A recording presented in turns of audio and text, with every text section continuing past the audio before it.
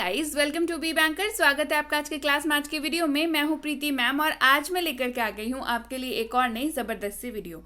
आज की वीडियो है बेस्ड ऐसे वर्ड्स के ऊपर, ऐसे शब्दों के ऊपर जो हम लोग डेली अपने लाइफ में इस्तेमाल करते हैं। शब्दों को मैं कुछ ऐसे बताऊंगी, शब्द आपको तुरंत के तुरंत याद हो जाएंगे, उनकी मीनिंग याद हो जाएगी और इस्तेमाल तो मैं बताऊंगी ही बताऊंगी। तो चलिए जल्दी से शुरू करते हैं आज के वीडियो। उसके पहले अगर आप हमारे चैनल पर नए हैं तो आप कर सकते हैं हमारे चैनल को सब्सक्राइब। चैनल सब्सक्राइब करते वक्त बेल आइकॉन को दबाना बिल्कुल मत भूलिएगा ताकि आप हमारी कोई भी लेटेस्ट अपलोड मिस ना करें।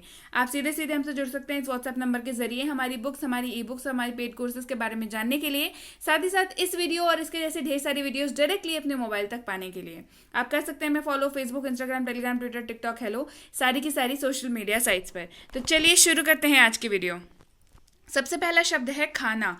बहुत ज़्यादा इस्तेमाल करते हैं हम लोग डे टू डे लाइफ में खाना। खाना का मतलब क्या होता है? खाना का दो मतलब होता है। पहला, खाना यानी कि टू ईट, मतलब परफॉर्म कर रहे हैं उस एक्शन को, हम लोग खा रहे हैं या खाना खा लो, इस तरीके के जो शब्द होते हैं मतलब हम लोग परफॉर्म कर रहे हैं उस एक्शन को। और दूसरा का मतलब क्या होता है? मतलब होता है खाना, एक्चुअल खाना, फूड, जैसे चावल, दाल, रोटी, सब्जी, इसको भी खाना बोलते हैं। और टू ईट मतलब उस एक्शन को परफॉर्म करना को भी खाना बोलते हैं। क्लियर है? चलिए इस्तेमाल देखते हैं। आई एम ईटिंग, मैं खा रहा हूं। आई एम ईटिंग, मैं खा रहा हूं। वेयर इज माई फूड, मेरा खाना कहाँ है। वेयर इज माई फूड, मेरा खाना कहाँ है। तो दोनों एक वर्ड, दो इंग्लिश मीनिंग उसके और साथ ही साथ उन दोनों के यूजेज। क्लियर है? तो अब आपके ऊपर डिपेंड करता है कि आप कब फूड का इस्तेमाल करेंगे और आप कब टू ईट का इस्तेमाल करेंगे।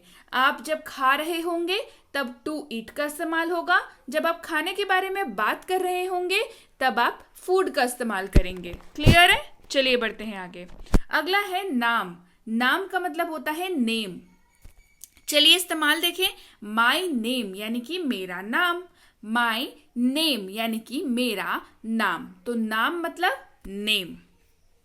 घर, घर मतलब होता है होम। अब घर जैसे ही आप बोलते हैं आपकी आंखों के सामने एक इमेज आती है आपके खुद के घर की, सो उसे कहते हैं होम। घर का मतलब होम। माई होम यानी कि मेरा घर। माई होम यानी कि मेरा घर। अब होम के जगह पे हो सकता है आपके बुक्स हो, आपके पेन हो, आपका मोबाइल फोन हो, सो वहां पे आप लगा देंगे मेरा यानी कि माई, उसके बाद घर यानी कि होम। उसके बाद आता है हमारा, तो उसका मतलब हो जाता है आवर। तो जब भी आपको बोलना हो हमारा, मतलब आप सब के बारे में बात कर रहे हैं, आप अपने पेरेंट्स के बारे में बात कर रहे हैं, अपनी फैमिली के बारे में बात कर रहे हैं, तो वहां पे आप यूज करेंगे our. This is our house, यह हमारा घर है। दिस इज आवर हाउस, घर तो भाई सबका होता है, इसी वजह से दिस इज आवर हाउस यानी कि ये हमारा घर है। जब आप बोल रहे हैं ये हमारा घर है तो आपका मतलब है आपका है, आपके मम्मी पापा का है, आपके बच्चों का है, सबका है। क्लियर है?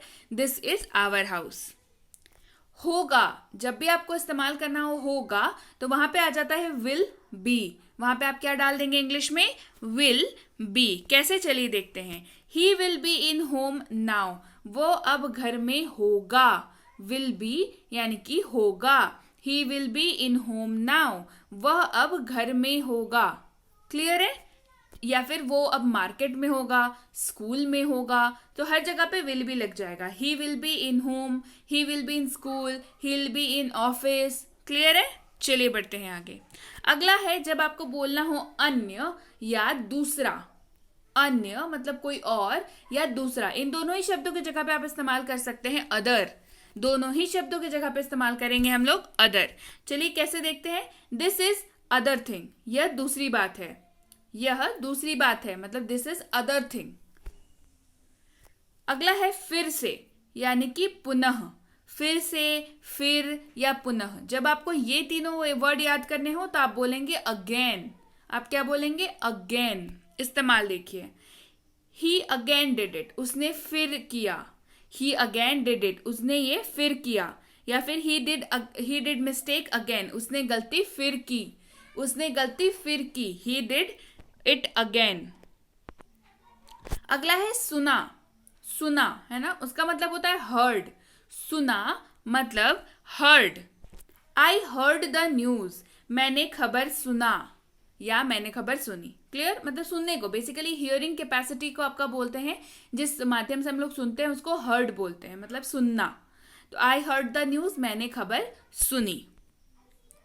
अगला है कोई या किसी ने।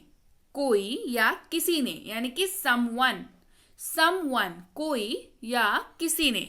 चलिए इस्तेमाल देखें। समवन स्टोलन, किसी ने चुरा लिया। Someone stolen my purse, someone stolen my wallet. तो किसी ने समवन स्टोलन माई लगेज, मतलब मेरा सामान किसी ने चुरा लिया। तो समवन यानी कि किसी ने चुरा लिया। यू डोंट नो, आप इसका इस्तेमाल कब करते हैं? किसी ऐसे इंसान के बारे में बताने के लिए जिसको आप नहीं जानते हैं, लेकिन आपको बताना है उस इंसान के बारे में, तो कैसे बताएंगे? तो किसी ने करके बताएंगे। जैसे किसी ने सामान चुरा लिया, मतलब आप चोर को थोड़ी जानते हैं, आप जानते होते तो सामान वापस लेके आ जाते। ठीक है, तो किसी ने मेरा सामान चुरा लिया, मतलब आपको नहीं पता है कौन है वो, लेकिन किसी ने मेरा सामान चुरा लिया। क्लियर है? चलिए बढ़ते हैं आगे। कुछ या कोई चीज, कुछ या कोई चीज। ठीक है, इसके यहाँ पे यूज करते हैं समथिंग, यानी कि कुछ, समथिंग, कुछ मतलब कुछ क्वांटिटी, थोड़ी क्वांटिटी, या कोई चीज मतलब समथिंग, कोई चीज।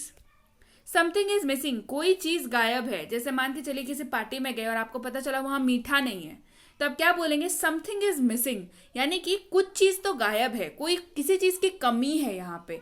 तो किसकी कमी थी पार्टी में? मीठे की कमी थी। तो ऐसे सिचुएशन में आप समथिंग का यूज करेंगे। क्लियर है? चलिए बढ़े आगे। अगला है दो, यानी कि दो, दो मुझे दो।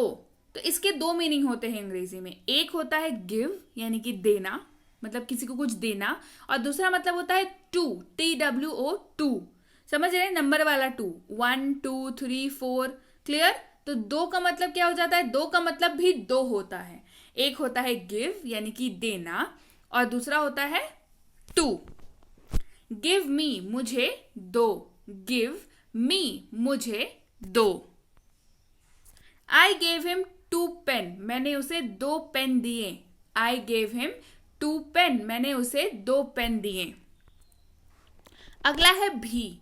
इस शब्द का प्रयोग तब आप कब कर सकते हैं? इसका मतलब दो होता है। एक होता है ऑल्सो, एक होता है टू। एक होता है ऑल्सो, एक होता है टू। चलिए इस्तेमाल देखें। ही विल ऑल्सो कम, वह भी आएगा। ही विल ऑल्सो कम, वह भी आएगा। ही इज गोइंग टू, वह भी जा रहा है। ही इज गोइंग टू, वह भी जा रहा है। अगला है किया। किया मतलब डिड, किया मतलब डिड। ही डिड इट, उसने कर लिया। ही डिड इट, उसने कर लिया। अब है अभी या अब। ये दोनों शब्दों की जगह पे एक शब्द का इस्तेमाल आप कर सकते हैं, दैट इज नाउ।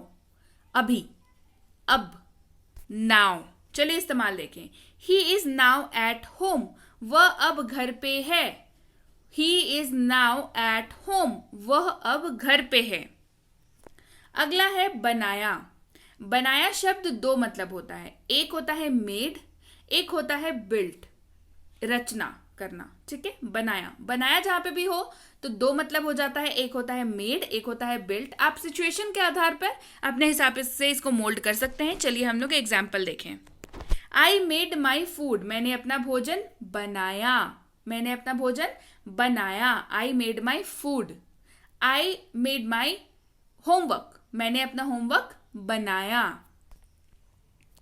अगला है बिल्ट, यानी कि निर्माण करना। ये बनाना हमेशा निर्माण से रिलेटेड हो जाता है। जब आप कुछ करते हैं, आई बिल्ट दिस हाउस, मैंने अपना घर बनाया। मैंने अपना घर बनाया। I built this house. अगला है रास्ता। रास्ता का दो मतलब होता है। अगेन, रास्ता तब यूज कर सकते हैं आप पाथ यूज कर सकते हैं रास्ते की जगह पे, या वे यूज कर सकते हैं।